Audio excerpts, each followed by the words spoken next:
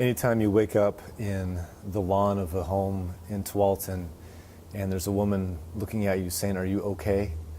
And that's when you know you've had a bad day. So as we talk about this theme of relationships, we go over 1 Corinthians chapter 13, and Paul is laying out the example of what love is. And our culture today, we just have no idea of what love is. We're just confused about love and relationships. So Paul starts off by saying, hey, love is patient, love is kind. So two positive things that he says, then he gets right into correction. And so today we're talking about how love does not envy. And so the reason why Paul is saying this to the church in Corinth is because if you look back at chapter 12, the whole church is confused and they're fighting over who has better spiritual gifts. And so he's like, hey, you guys, don't envy, over someone else who has those gifts. That is not an expression of love. And so the reason why I woke up in this grass yard of this person's home in Tualatin is because I was running a half marathon this last August, and I was flying. First 6 miles going great, mile 7 doing awesome, mile 8 I started to get like these little warning lights on my dashboard like something's off. And sure enough, I was just fatigued. I was in second place, rocking, flying. There's 500 people behind us, and I thought I was having a good day, and then all of a sudden it was like it was game over. I had nothing. I was starving, and I just remember falling into this lawn of this person's house.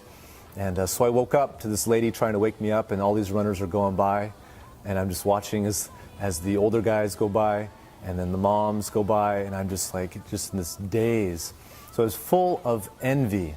And so we get kind of confused between envy and jealousy. So envy is like you're at the bottom of the pile, looking up, wishing you had what was on top. And jealousy is that you are on top of the pile and you're looking down, hoping you do not lose something.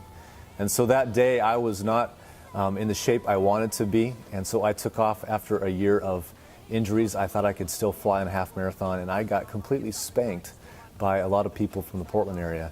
And so I remember this feeling so much competitive, just angst against these people, as they went by. And I had to do the walk of shame the last 3 miles with my head down. It's like, man, this is tough.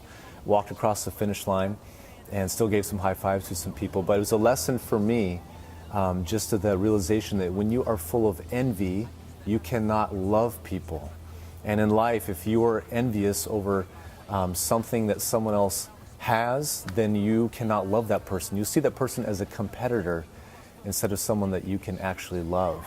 And so Paul gives this great challenge. He's like, hey, love is void of being envy. And so our culture, we have many things today that we can get envious about. And even 2,000 years ago, that stuff applied to that church, and 2,000 years later today, I think this stuff definitely applies to us also.